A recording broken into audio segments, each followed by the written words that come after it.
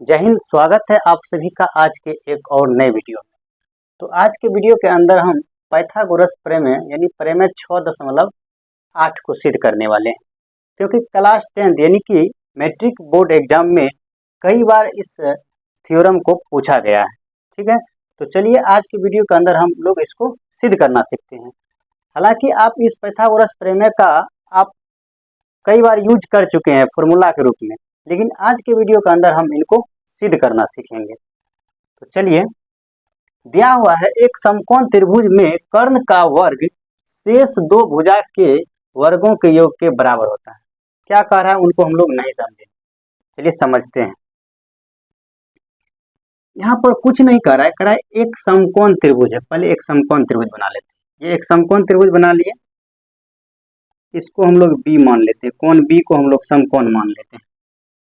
ठीक है, थोड़ा सा टेढ़ा बन गया है त्रिभुज, थोड़ा सा मैनेज कर लीजिएगा। चलिए कोई बात नहीं, इसको हम लोग बी मान लेते हैं और इसको ए मान लेते हैं और इसको सी मान लेते हैं।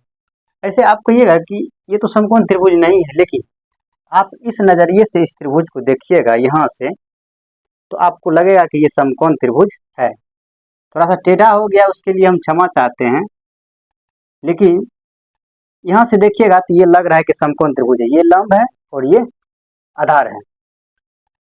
अब देखिए, हम लोग जो दिया हुआ है उनको लिखते हैं। दिया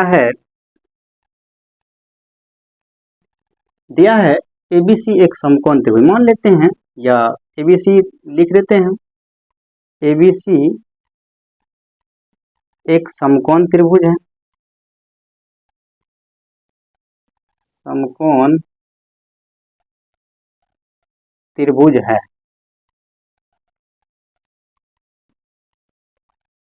जिसमें कोण बी बराबर 90 डिग्री। चलिए मान लिए कोण बी बराबर 90 डिग्री। मान लिए कि दिया हुआ ही है कि समकोण त्रिभुज है, तो स्वाभाविक बात है एक कोण 90 डिग्री होगा। चलिए, जब एक कोण 90 डिग्री हो गया तो अब आगे देखते हैं। चलिए हम लोग कुछ रचना कर लेते हैं। इस शीर्ष बी से हम एसी भुजा पर एक लंब डाल देते हैं। डाल दिए, इसका नाम रख देते हैं डी। तो लिख देते हैं रचना में,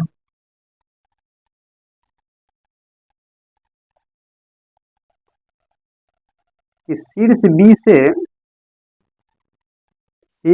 से एसी भुजा पर बीडी लंब डाला। जब बीडी लंब डाले तो ये डी 90 डिग्री हो जाएगा, इधर भी 90 डिग्री का एंगल बनेगा और इधर भी 90 डिग्री का बनेगा। तो लिख देते हैं, इसीलिए कोण डी बराबर 90 डिग्री। चलिए अब देखिए, अपना लोग को सिद्ध क्या करना है कि समकोण त्रिभुज में कर्ण का वर्ग का मतलब कर्ण ये हुआ। देखिए, ये एक समकोण त्रिभुज है, ये समकोण त्रिभुज है, तो ये लंब है, ये आधार है, तो ये क्या होगा? ये लंब है, ये आधार है, तो ये कर्ण होगा। कर्ण एसी है और लंब है ए बी और ये आधार है बी सी। तो यानी कि अपना लोग को क्या सिद्ध करना है? तो सिद्ध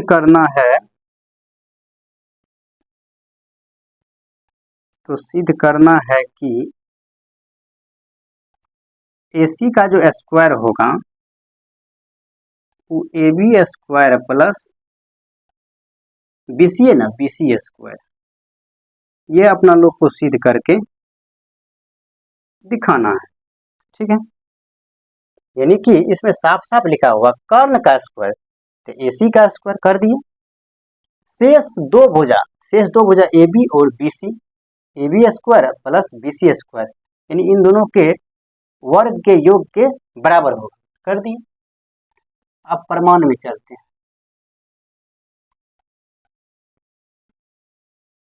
प्रमाण में देखिए, यहाँ पर हम दो त्रिभुज बना लेते हैं। देखिए यहाँ समझने में आपको सुविधा होगी। ये एक त्रिभुज है और ये एक त्रिभुज है। चलिए बना लिए। देखिए ये त्रिभुज है बी डी सी। चलिए बी डी सी, ठीक है। और ये जो त्रिभुज है ऑल ओवर समकोण त्रिभुज यानी ए बी सी, इसको अगर हम लोग इस तरह से खड़ा कर देंगे तो ये बी वाला यहाँ आ जाएगा यानी कि बी वाला 90 डिग्री, और ऐसे करेंगे तो ये ए आ जाएगा यहाँ और ये रह जाएगा सी, यानी कि ऐसे करेंगे तो ये सी आ जाएगा यहाँ और ए चल जाएगा ऊपर। आ गया। जब यहाँ लंब डाले हैं तो ये डी भी कितना डिग्री है, 90 डिग्री है। तो त्रिभुज बी डी सी तथा त्रिभुज एबीसी में देखिए क्या दिया हुआ है। देखिए तो ये दोनों त्रिभुज में क्या क्या कॉमन है, कॉमन क्या है और क्या क्या दिया हुआ है। देखिए कौन, इसका कौन बी 90 डिग्री है, इसका कौन डी 90 डिग्री है। तो लिखते हैं कौन डी इसका 90 डिग्री है इसका, और इसका कौन बी 90 डिग्री है, बराबर लिख दिए 90 डिग्री। कहाँ से, एक तो दिया हुआ है, एक में रचना से आया है। अगर नहीं तो मान लीजिए इसको समीकरण 1 और इसको मान लीजिए समीकरण 2। तो कारण दे दीजिए समीकरण 1 एवं 2 से। उसके बाद देखिए इसमें भी सी है और इसमें भी सी है, तो सी दोनों त्रिभुज में सी कॉमन है।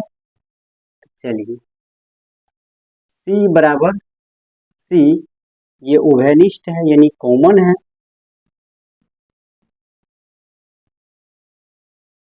कॉमन है। तो बताइए कौन कौन, ये कौन इस त्रिभुज का एक कौन इस त्रिभुज के कोण के बराबर है।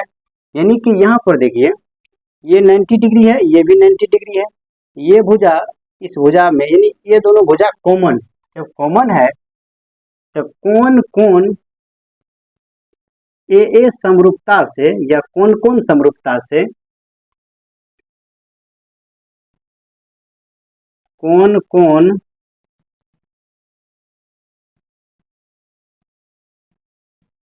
समरूपता कसौटी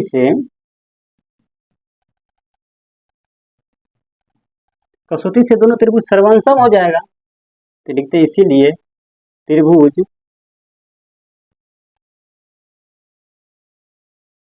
बीडीसी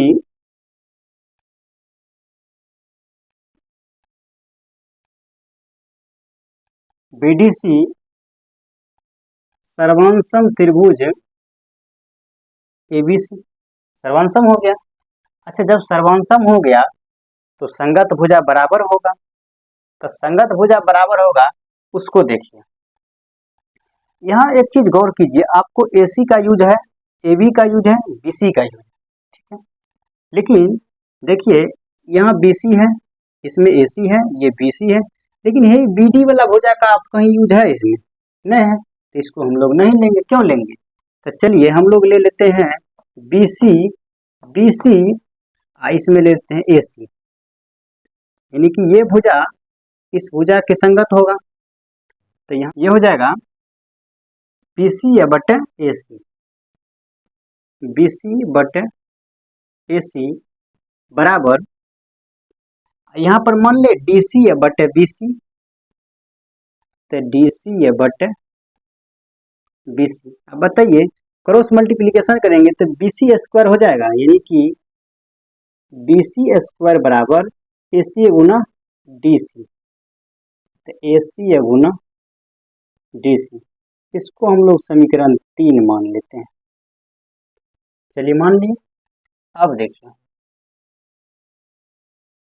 अगेन, यानी पुनः त्रिभुज बीडी ए में, आप देखिए बीडीए में चलेंगे, बीडीए तथा त्रिभुज ओवरऑल एबीसी एबीसी एबीसी में समझिए उसको। यहाँ भी दो त्रिभुज बना लेते हैं जिससे आपको समझने में सुविधा होगी।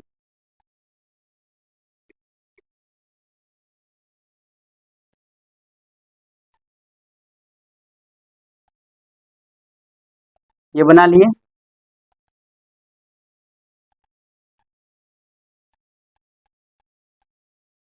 उसके बाद एक ये बना लेते हैं। तो देखिए ये है बी डी ए, लिख देते हैं बी डी ए। ऐसा नहीं है हम इस एक त्रिभुज में ही हम सब काम कर सकते हैं, इसको अलग अलग इसलिए लिख रहे हैं ताकि आपको अच्छा से समझ आ सके, आपकी समझ अच्छी प्रकार से बन सके। चलिए तो ये मान लिए, तो ये भी 90 डिग्री है, ये डी, तो डी 90 डिग्री। अब देखिए एक बात,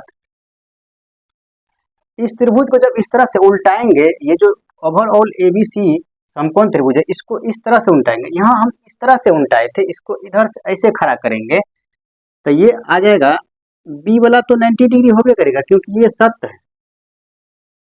बी।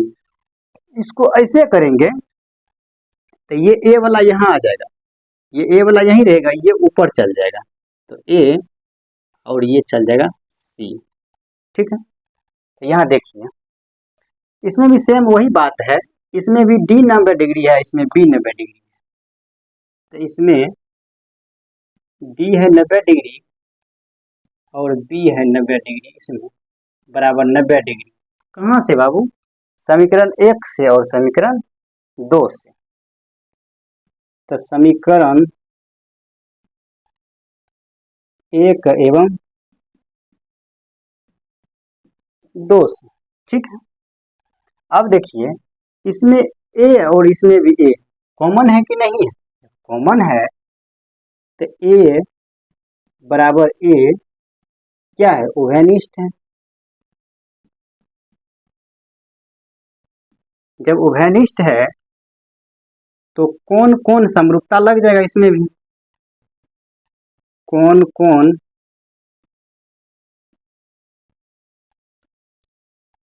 समरूपता कसौटी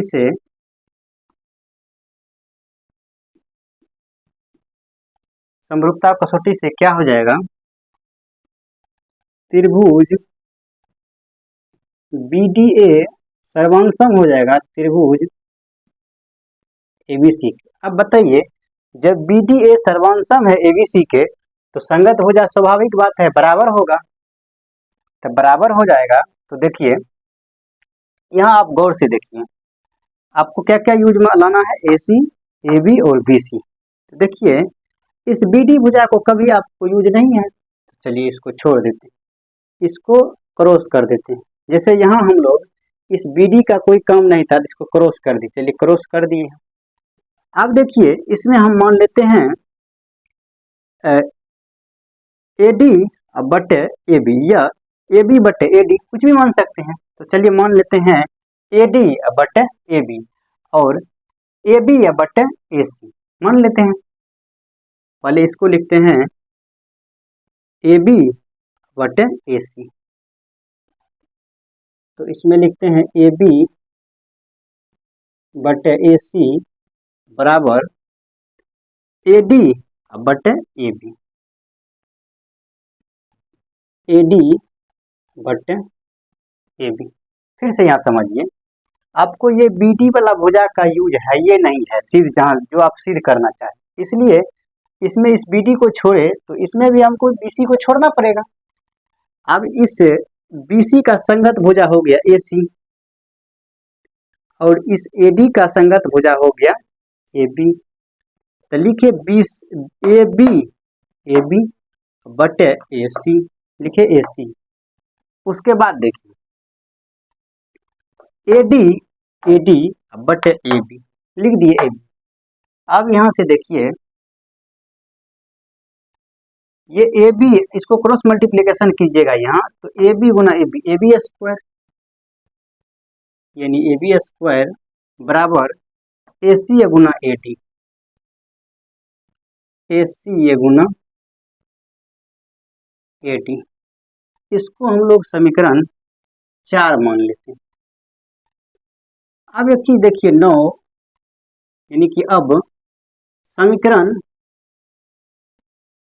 1 एवं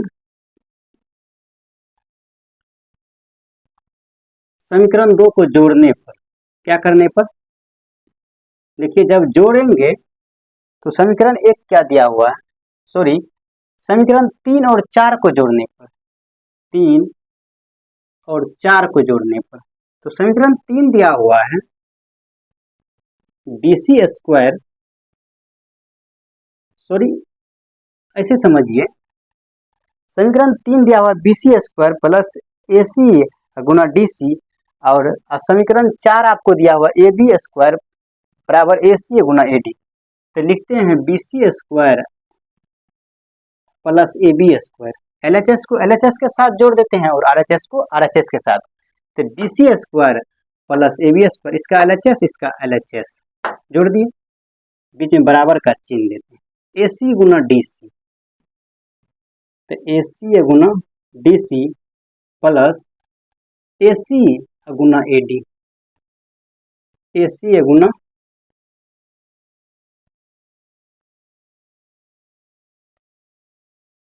AC गुना AD। अब देखिए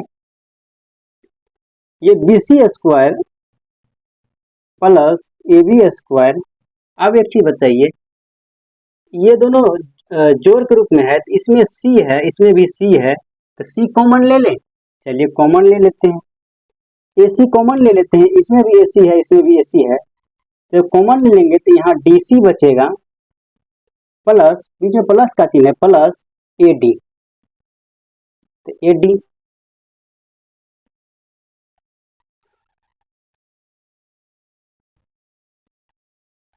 उसके बाद देखिए ये BC स्क्वायर प्लस ये AB स्क्वायर बराबर AC या गुना, अब एक चीज देखिए, इस DC प्लस AD को क्या लिख सकते हैं, देखिए DC plus AD, DC plus AD, इस पूरा को हम AC लिख सकते हैं, तो चलिए लिख दीजिए AC, लिख दिया, यानी कि BC square plus AB square बराबर AC स्क्वायर, इसी को हम लोग लिखते हैं AC स्क्वायर बराबर AB square plus BC square, यानी कि इसी को सीधा करके लिख दिए, यही आपको प्रूफ करना था, जो प्रूफ